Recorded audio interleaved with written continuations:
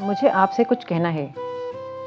عروہ نے بمشکل اپنے دلی جذبات کو قابو کرتے ہوئے آواز نکالی تھی۔ آنسو تھے کہ اب گرتے اور تب گرتے۔ پاس کھڑی زینب اپنی بڑی بہن کو بہت سمجھانے کے بعد اب بے بسی سے اس کو گھور رہی تھی۔ جی کہیے۔ ظہیر نصیب۔ ریان نے اپنی فی الحال تازہ منگیتر کی بات کا بڑی شوخی سے جواب دیا۔ وہ اس وقت آفس میں تھا۔ وہ مجھے کہنا تھا کہ مجھے کھانا پکانا نہیں آتا، عروہ نے ریان سے کہا۔ دراصل عروہ اپنے اور ریان کے رشتے سے ہی خوش نہیں تھی اور وہ اس رشتے کو ہر صورت ختم کرنا چاہتی تھی۔ جس دن سے گھر والوں کو ریان اور اس کی فیملی پسند آئی تھی اور رشتہ فائنل ہوا تھا، عروہ نے حتی الامکان کوشش کی تھی کہ یہ رشتہ ہونے نہ پائے۔ رشتہ طے ہونے کے بعد گھر میں ہمہ وقت رونی صورت بھی بنا کر رکھی اور بطور احتجاج کئی دن خاموش بھی رہی، مگر سب بے سود ہی ثابت ہوا۔ امی نے بے مروتی کے تمام ریکارڈ ہی توڑ ڈالے اور اس تمام عرصے میں عروہ سے یوں بیگانہ ہو گئیں جیسے وہ اجنبی ہو۔ صرف یہی نہیں، جہاں موقع ملتا وہ عروہ کو سخت سرزنش بھی کرتیں۔ عروہ بھی ان کی ہی بیٹی تھی، اس نے بھی رسم کے وقت ساس کے سامنے برے منہ بنائے۔ اگر اماں ابا کی عزت کا خیال نہیں ہوتا تو وہ صاف کہنے والی تھی کہ وہ کسی اور کو پسند کرتی ہے، لیکن زینب کی دہائیوں اور ڈراووں نے عروہ کو ایسا کرنے سے باز ہی رکھا۔ ویسے بھی عروہ میں اتنی ہمت ہی کہاں تھی۔ ہاں، لیکن وہ اب بھی کوشش کرنا چاہتی تھی تاکہ عروہ اور ریان کا رشتہ ٹوٹ جائے۔ کوئی بات نہیں عروہ جی، میری آپا کی شادی ہوئی تو انہیں بھی پکانا نہیں آتا تھا، اور ٹھیک شادی کے 1 سال بعد وہ اچھی خاصی شیف بن چکی تھیں۔ آپ ٹینشن نہ لیں عروہ جی، میں ہوں نا۔ ریان بہت خوش مزاج لڑکا تھا اور اس وقت بہت شوق بھی ہو رہا تھا۔ دیکھیں، صرف کھانا پکانا ہی نہیں، مجھے کوئی کام بھی نہیں آتا، عروہ نے اسے پھر سے باور کرایا۔ اب کی بار ریان تھوڑا سنجیدہ ہوا۔ عروہ، آپ نے ماسٹرز کیا ہے، ظاہر ہے پڑھائی کے دوران آپ کی والدہ نے آپ سے کوئی کام نہیں کروایا ہوگا، تو یہ کوئی اتنی بڑی بات نہیں۔ آپ پریشان نہ ہوں، میرے نزدیک زندگی کھانے پکانے سے بہت آگے کی بات ہے۔ اب مجھے اجازت دیجیے، مجھے کچھ ضروری کام ہے۔ ریان نے یہ کہہ کر فون رکھ دیا تھا۔ عروہ غصے سے فون کو گھورتی رہ گئی۔ عروہ کی حرکتیں دیکھ دیکھ کر زینب کی جان پر بنی ہوئی تھی، لیکن اب نسبتاً پرسکون ہو گئی تھی، بلکہ اب وہ اچھی خاصی محفوظ بھی ہوئی تھی۔ مرض بڑھتا گیا، جوں جوں دوا کی۔ زینب ہلکے سے زیر لب گنگنائی تھی، کنکھیوں سے عروہ کو ہی دیکھ رہی تھی۔ تم تو بہن کے نام پر دھبا ہو، عروہ بولی تھی۔ میرے دل میں کیا کیا طوفان اٹھے ہیں تمہیں ذرا احساس نہیں۔ تم لوگ چاہتے ہو میں کل کی جاتی آج ہی اس گھر سے رخصت ہو جاؤں۔ کب کے رکے آنسو اب عروہ کے گالوں پر بہہ رہے تھے۔ تم تو پاگل ہو، اچھا خاصا رشتہ اور اتنا خوبرو لڑکا گھر بیٹھے مل رہا ہے، اور تم اس ہیرو ٹائپ خالی خولی بھرم دکھانے والے لڑکے کے پیچھے پاگل ہو رہی ہو۔ اپنی آنکھیں کھولو عروہ، کچھ نہیں تو موازنہ ہی کر کے دیکھ لو۔ صاف صاف سمجھ میں آ رہا ہے، کہاں وہ بھی کام کیا ہوا ایک مینجمنٹ کی جاب کرنے والا پیار محبت کے چکروں میں بڑا فضول لڑکا، اور کہاں ریان بھائی الیکٹریکل انجینئر، اتنے سوبر، اتنے نائس۔ تمہاری تو عقل پر پتھر پڑ گئے ہیں، زینب نے بہت ہی صاف گوئی سے کہا۔ عروہ کا لڑکا منہ دیکھ کر مزید کچھ کہے بنا پاس رکھا ٹی وی کا ریموٹ اٹھا لیا۔ عروہ اب بھی غم کی تصویر بنی ہوئی تھی، اور اتنا ہی عشق کا بخار چڑھا ہے تو بولو اس کو بھیجے اپنے گھر والوں کو۔ 1 ڈیڑھ سال سے تم نے اتنے اچھے اچھے رشتے ٹھکرائے ہیں، اور وہ جو شبانہ خالہ لائی تھیں، اگر وہاں تمہاری شادی ہو جاتی تو اس وقت تم نیدرلینڈ میں بیٹھی مزے کر رہی ہوتی۔ زینب کو اس کی ماتمی صورت صرف اور صرف ناشکری لگ رہی تھی، سو پھر سے شروع ہو گئی تھی۔ اب تم میرے زخموں پر نمک مت چھڑکو، عروہ نے تڑخ کر کہا۔ بہن ہوں تمہاری، دشمن نہیں ہوں، تھوڑی سی عقل سے کام لو۔ زینب کا یہ کہنا تھا کہ عروہ وہاں سے اٹھ کر چل ہی دی۔ گھر والوں کو اپنے خراب رویے سے سمجھانے اور ریان تک سے رابطہ کر لینے کے بعد اب وہ بالکل مایوس ہو چکی تھی۔ اس نے پھر سے ظہیر سے بات کرنے کی ٹھانی۔ ظہیر نے کافی دیر بعد کال ریسیو کی۔ کیسی ہو عروہ؟ ظہیر نے پوچھا تھا۔ میں ٹھیک ہوں، تمہیں کچھ ہوش ہے ظہیر؟ میری دنیا تاریک ہو گئی ہے اور تمہیں پرواہ ہی نہیں ہے۔ پتہ ہے تمہارے پیار میں ریان تک سے بات کی ہے میں نے کہ کسی طرح یہ رشتہ ختم ہو جائے۔ عروہ نے پوری بات ظہیر کے گوش گزار کی۔ اف میری جان، ظہیر بولا تھا، کاش میں اتنا بے بس نہ ہوتا۔ میں ہر ممکن کوشش کر چکا ہوں، لیکن میری امی یہی کہتی ہیں کہ پہلے تینوں بہنوں کی شادی ہوگی پھر تمہاری۔ ظہیر نے بتایا۔ تو کچھ کرو نا، ان سے کہو صرف منگنی ہی کر لیں تاکہ میرے گھر والوں کو تسلی ہو جائے۔ عروہ بھی ہار ماننے کو تیار نہیں تھی۔ جان، تمہیں پتہ ہے تمہارے بغیر جینے کا تصور بھی نہیں کر سکتا میں، لیکن میں کیا کروں، کوئی میری بات ماننے کو تیار ہی نہیں، ظہیر نے کہا تھا۔ کچھ کرو ظہیر، ورنہ میں مر جاؤں گی، عروہ رو دینے کو تھی۔ ہاں جان، تھوڑا وقت دو، ظہیر نے کہتے ہوئے جان چھڑائی۔ میں تمہیں کسی اور کا ہوتے کیسے دیکھوں گا، یہ سوچا ہے تم نے؟ ظہیر نے عروہ سے کہا تو عروہ کچھ دیر کے لیے اس کی ان باتوں سے بہل گئی۔ یار تو اتنا سیریس ہے تو کرتا کیوں نہیں کچھ؟ ارسلان جو ظہیر کے پاس ہی بیٹھا تھا اور اس کی باتیں سن رہا تھا، وہ بولا۔ وہ عروہ کو بھی جانتا تھا اور ان دونوں کے افیئر کے بارے میں بھی جانتا تھا، لیکن ظہیر کے دل میں کیا تھا یہ صرف وہی جانتا تھا۔ چھوڑو یار، اتنی فضول لڑکی ہے، ذرا سا ٹائم پاس کے لیے اس کو لفٹ کیا کروا دی، گلے ہی پڑ گئی۔ میں پاگل ہوں کہ ایسی لڑکی سے شادی کروں جو منگنی کے بعد بھی میرے ہی پیچھے پڑی ہے، خود ہی سنبھل جائے گی۔ ظہیر کے لہجے میں بلا کی لاپرواہی تھی۔ ارسلان کو افسوس ہوا۔ یار عروہ اچھی لڑکی ہے۔ ارسلان نے پھر بھی ہلکا سا احتجاج کیا۔ ہاں تو کر لے، مجھے کوئی انٹرسٹ نہیں، میں نے تو اپنے گھر میں ذکر تک نہیں کیا اس کا۔ ارسلان پھر سے کمپیوٹر کی طرف متوجہ ہو گیا تھا۔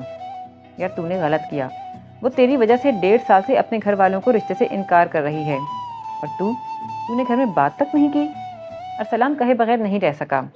تو ماما نہ بن اس کا، اتنی بے وقوف لڑکی کو لائف پارٹنر بنانے کا میں تصور بھی نہیں کر سکتا، جسے کسی بات کا شعور ہی نہیں، جو وقت گزاری کو محبت سمجھے، وہ میری بلا سے بھاڑ میں جائے۔ ارسلان محض اسے افسوس سے دیکھنے کے علاوہ اور کر بھی کیا سکتا تھا۔ میرے نزدیک زندگی کے معنی کھانا پکانے اور کھانا کھانے سے کہیں زیادہ وسعت رکھتے ہیں۔ مجھے اس بات سے فرق نہیں پڑتا کہ تمہیں کھانا پکانا آتا ہے یا نہیں۔ کچھ ماہ پہلے اپنے سنہری خیالات کا اظہار کرنے والا اب اس کے روبرو بیٹھا تھا۔ 4 کرسیوں پر مشتمل چوکور خوبصورت ڈائننگ ٹیبل پر بیٹھی عروہ معصومیت سے اپنی آنکھیں پٹپٹاتے ہوئے اپنے خوبرو شوہر کو دیکھ رہی تھی۔ کوہنیاں میز پر ٹکی ہوئی تھیں اور میز پر پیزا رکھا ہوا تھا۔ یہ اور بات کہ صرف اس کی شکل، شملہ مرچیں، مرغی کے ٹکڑے اور پگھلی ہوئی پنیر کے علاوہ کسی بھی بات میں پیزا سے مماثلت نہ رکھتا تھا، خاص کر اوپر سے جلی ہوئی ڈو اور باقی ماندہ چیزوں کی ملی جلی خوشبو۔ اتنی محنت کر کے یہ سب خراب کرنے کی کیا ضرورت تھی عروہ؟ ریان کبھی عروہ کو دیکھتا تو کبھی پیزا کو دیکھتا۔ سیدھی سادی سبزی تو تم سے بن نہیں پا رہی تو پیزا ٹرائی کرنے کی کیا ضرورت تھی؟ بلا وجہ اتنی چیزیں ضائع کی۔ ریان کے لہجے میں سخت کوف تھی۔ وہ تھکا ہارا گھر لوٹا تو جلا ہوا کھانا دیکھ کر سخت بے مزہ ہوا تھا، لیکن عروہ کی معصومیت قابل دید تھی۔ ایسا نہیں تھا کہ اسے کھانا پکانا نہیں آتا تھا، بلکہ اسے تو اچھا خاصا کھانا پکانا آتا تھا، لیکن وہ ریان سے اس بات کا بدلہ لے رہی تھی جب اس نے کس شان بے نیازی سے اس سے کہا تھا کہ اسے قطعی فرق نہیں پڑتا کہ وہ کھانا پکانا جانتی ہے یا نہیں۔ اب وہ دیکھنا چاہتی تھی کہ اس کے صبر کی حد کیا ہے۔ میں نے سوچا کہ کوشش کرنے میں کیا حرج ہے، عروہ نے پھر اسی بھول پن سے کہا۔ اچھا اب اس کو سائڈ پر کرو، میں کچھ آن لائن آرڈر کرتا ہوں۔ ریان موبائل دیکھتا ہوا وہاں سے اٹھا تھا۔ عروہ بھی پیزا اٹھا کر اسے شاپر میں ڈالنے لگی تھی۔ پتہ نہیں ہے کس مٹی کا بنا ہوا ہے، اسے کچھ برا کیوں نہیں لگتا، نہ ہی کسی بات پر غصہ آتا ہے۔ وہ ہر کام الٹا کرتی، ہوڑ پن کے ریکارڈ قائم کر دیے تھے اس نے ان 2 ماہ میں۔ آج بھی ایسا ہی ہوا تھا۔ اس نے پہلے اتنی چیزیں ضائع کی تھیں، پھر اب باہر سے کھانا آرڈر کیا تھا۔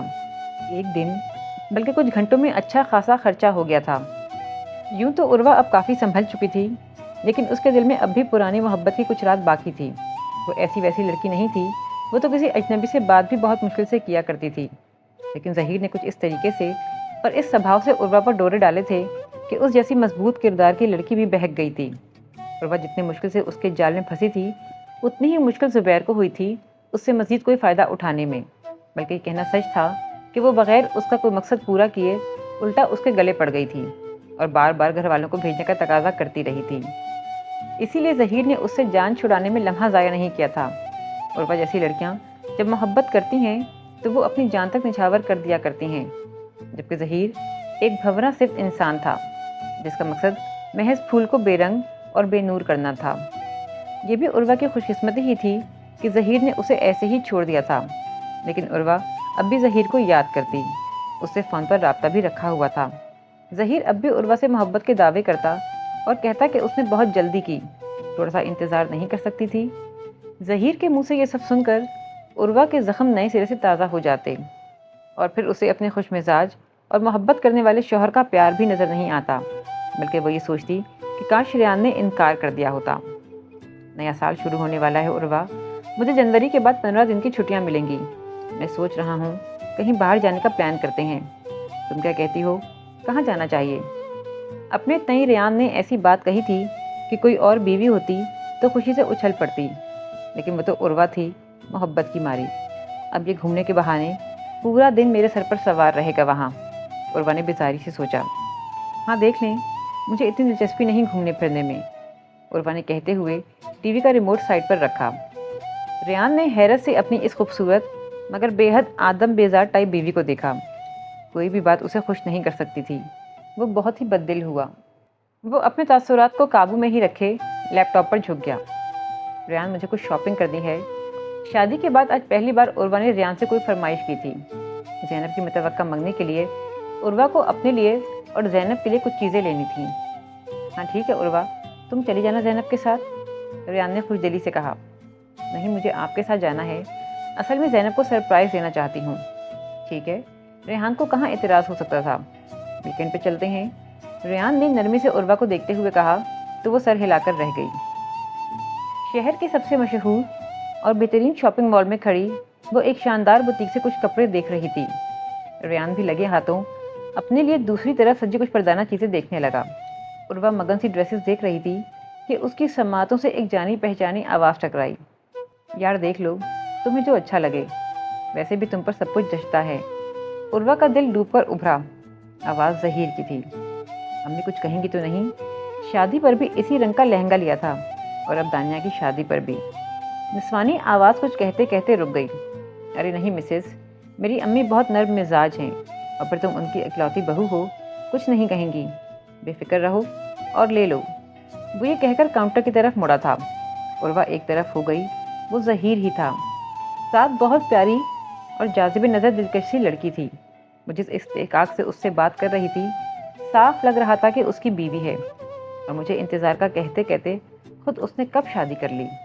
मेरी शादी भी तो 2 माह पहले ही हुई है। उर्वा का सर चकरा गया। उसके जहन में अनगिनत सवालात सर उठा रहे थे। यानी वो मुझसे शादी करना ही नहीं चाहता था, सिर्फ मुझे टाल रहा था। और मैं क्या क्या करती रही, अपनी फैमिली से लड़ती रही, इतने प्यारे दिल वाले शौहर के साथ कभी ढंग से बात तक नहीं की। या अल्लाह, ये मैंने क्या कर दिया। रेयान बेइख्तियार रेयान की तरफ मुड़ी। मुझे घर ले चलें, मेरी तबीयत ख़राब हो रही है। उर्वा ने कहते हुए रेयान का बाजू थामा तो रेयान फ़ौरन उसकी जानिब तफक्कुर से मुड़ा। क्या हुआ? वो एकदम परेशान हो गया था। चक्कर आ रहे हैं, दिल घबरा रहा है। ओहो चलो। रेयान ने एहतियात से उसका हाथ थाम लिया था। उर्वा ने पहली बार रेयान को नरमी से देखा। उर्वा की आंखों में शर्मिंदगी ही शर्मिंदगी थी। उर्वा जितना सोचती उतनी ही शर्मिंदगी उस पर हावी हो जाती। क्या कोई शख्स इतना धोखेबाज हो सकता है? वो आंखों में आने वाले आंसू साफ करती। कोई शख्स महज सदगुजारी के लिए किसी के खालिस जज्बात से यूं भी खेल सकता है? ये बात इतनी आसान ना थी कि वो इसे भूलकर आगे बढ़ जाती। वो कई हफ्ते बस मुर्दा रही। बोझल दिल लिए शर्मिंदगी का एहसास किसी तौर कम होने में नहीं आता था। बहुत बर्दाश्त करने के बाद उसने अपनी छोटी बहन से ये बात शेयर की। वो ज़ैनब पे गले लगकर फूट फूट कर रो दी। शुक्र करो उर्वा कि इस मोहब्बत की बेवकूफ़ी में आकर तुमसे कोई और संगीन गलती नहीं हो गई और तुम्हारी शादी भी खैरियत से हो गई। उर्वा, ये मोहब्बत भी एक अय्याशी है जो हम मिडिल क्लास लड़कियां अफोर्ड ही नहीं कर सकती। शुक्र करो कि तुम इस मोहब्बत के खुमार में अम्मी, अब्बू और भाइयों के सामने खड़ी नहीं हो गई। और सबसे बढ़कर रेयान भाई, उन्हें अब भी कुछ नहीं पता, अब भी कुछ नहीं बिगड़ा है। बल्कि खुदा का शुक्र अदा करो कि उसने ज़हीर का असल चेहरा दिखाकर तुम्हारी आंखें बर वक्त खोल दी, नहीं तो तुम अपनी ज़िंदगी मज़ीद बर्बाद करती रहती और अपना सुनहरी वक्त भी। ज़ैनब ने कहा तो उर्वा ने बेसाख्ता अपने आंसू पोंछे। ठीक ही तो कह रही थी वो। अब वो भी अपनी ज़िंदगी में आगे बढ़ेगी, अपने घर को अपनी जन्नत बनाएगी। उसने एक अज़म से सोचा।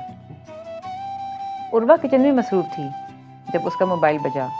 उसने एक हाथ से कॉल रिसीव करके फ़ोन कान से लगाया। जी रेयान कहिए।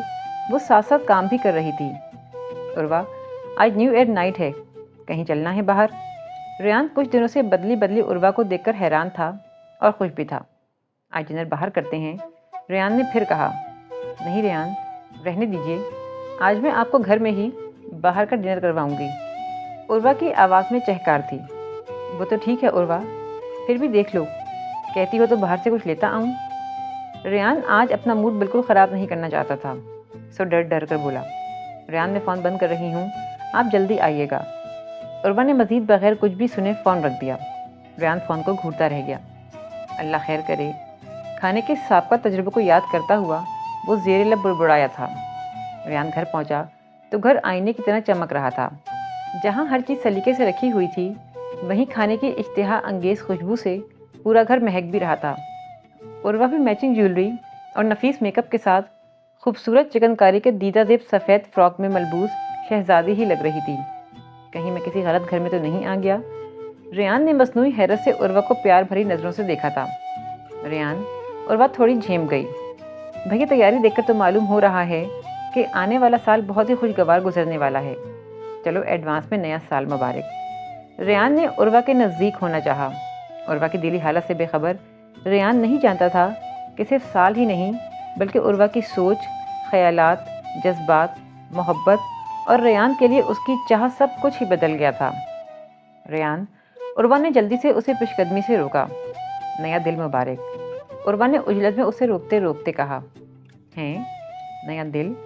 उर्वा के उन लफ्ज़ों पर रेयान हैरान था। ओ सॉरी, मेरा मतलब है नया साल। उर्वा के जज्बात उसके अपने ही काबू में नहीं थे।